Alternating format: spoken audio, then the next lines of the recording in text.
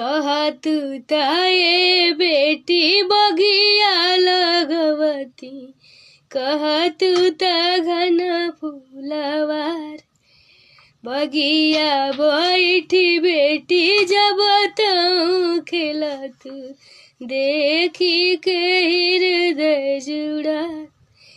काहे कि पापा बगिया लगईबा, काहे कि घन फूलवार।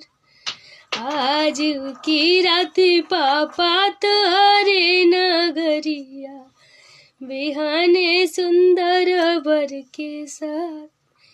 कहत ताये बेटी बगिया लगईती, कहत त घन फूलवार।